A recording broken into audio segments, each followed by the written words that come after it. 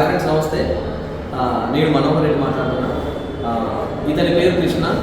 ఇతను ఉండేది వరంగల్ దగ్గర మడికొండ గ్రామం. అయితే మొన్న రాఖీ పౌర్ణమి రోజు బిల్డింగ్ పైన వీళ్ళు రెంట్కుంటారు, రెగ్యులర్ ఉంటారు. అయితే బిల్డింగ్ పైన వీళ్ళ బాబు ఆడుకుంటూ ఉండగా అకస్మాత్తుగా కోతుల గుంపు వచ్చి ఆయన మీద దాడి చేయడంతో భయభ్రాంతులకు గురైన అబ్బాయి బాలుడు పరిగెత్తే క్రమంలో డైరెక్ట్గా కింద పడడంతో తలకు దెబ్బ తాకి తీవ్ర రక్తస్రావై ఆయన కోమాకి వెళ్ళాడు. సో అతనికి ఇప్పుడు హాస్పిటల్ ట్రీట్మెంట్ జరుగుతుంది. హాస్పిటల్ ట్రీట్మెంట్ కూడా డబ్బులు కూడా బాగానే ఖర్చు అవుతుంది. వాళ్ళు స్తోమత కూడా అంత లేదు, వాళ్ళు కొంచెం పేదవాళ్ళు, వాళ్ళకి కొంచెం సాయం చేయాలని చెప్పి వాళ్ళు కూడా ఆపన్న హస్తం కోసం ఎదురు చూస్తున్నారు. సార్ నమస్కారం సార్, నా పేరు కొలిపాక కృష్ణ అండి. నాకు 10 సంవత్సరాల బాబు మనోభిరామ్ కేంద్రీయ విద్యాలయ స్కూల్లో 5వ తరగతి చదువుతున్నాడండి.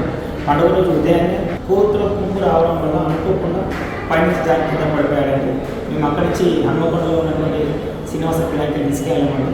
అక్కడ వాళ్ళు స్కానింగ్ తీసి బాబు పరిస్థితి బాగాలేదు, ఆపరేషన్ చేయాలి, 50-50 అన్నారండి.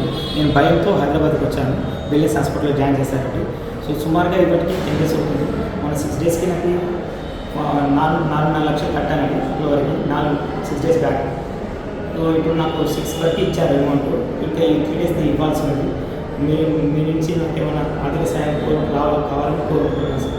బాబు వచ్చేసి ఇప్పుడు కాన్షియస్లోకి వచ్చారు అంటున్నారు. సో బాబు మందలిస్తే మాత్రం కాళ్ళు చేతులు మాత్రం ఆడిస్తున్నారు సార్. చూడడం లేదు సార్, కాకపోతే వింటున్నాడు సార్. మనం ఏం చెప్తే ఆ పని చేస్తున్నాడు. రైట్ హ్యాండ్ చెప్తున్నాను అవి అంటే రైట్ హ్యాండ్ చెప్తున్నాడు సార్, లెఫ్ట్ లెగ్ అంటే లెఫ్ట్ లెగ్ చెప్తున్నారు. ఇది లాంగ్ టర్మ్ ప్రాసెస్ అంటున్నారు. ఎన్ని రోజులు అనేది వాళ్ళు గ్యారెంటీ ఇవ్వలేము, కానీ క్యూర్ అవుతుంది, చాలా సమయం పడుతుంది మా డాక్టర్ చెప్తున్నారు సార్. వీళ్ళకి జరిగిన ఈ సంఘటన, ఈ ప్రాబ్లంలో నా వంతు సాయంగా నేను నా స్తోమత తగ్గట్టుగా ఒక 6,000 రూపాయలు మాత్రం నేను సాయం చేస్తున్నాను. 6,000 రూపాయలు మాత్రం సాయం చేస్తున్నాను. మీరు కూడా దయచేసి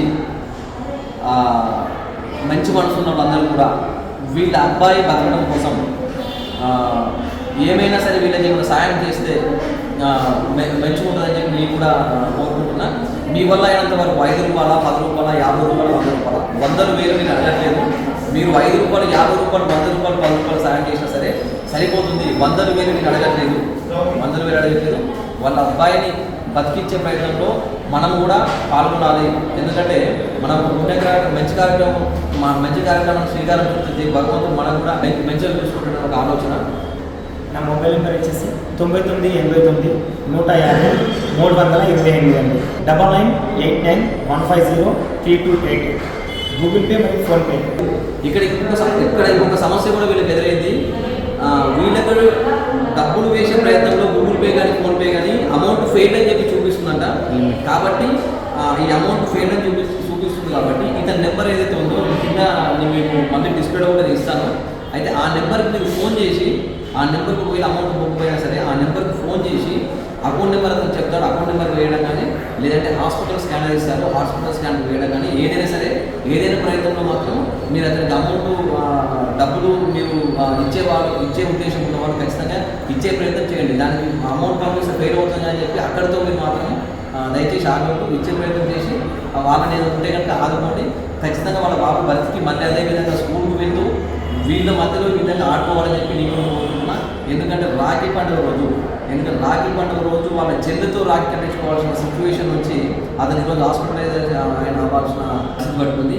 ఓన్లీ కోతుల గుంపు దాడి ఒకేసారి మూకుమ్మడిగా మీద పడడంతో భయపడడానికి గురైన బాలుడు కింద పడడం వల్ల, బిల్డింగ్ మీదకి కింద పడడం వల్ల ఈ పరిస్థితి వచ్చింది. దయచేసి నేను చెప్తున్న మళ్ళీ కూడా చేతి జోడించి వాళ్ళ బాబు బతకడం కోసము మీరు 50 రూపాయలు, 100 రూపాయలు, 10 రూపాయలు సాయం చేసినా సరిపోతుంది. అది కూడా డైరెక్ట్గా అతని మొబైల్ నెంబర్ ఇస్తాను, అతని మొబైల్ నెంబర్కి వేస్తే సరిపోతుంది. ఇక్కడ ఇంకొకటి ముఖ్యంగా గమనించాల్సింది ఏంటంటే, ఈ అబ్బాయి కృష్ణ ఎవరో కూడా నాకు తెలియదు ఇంతవరకు.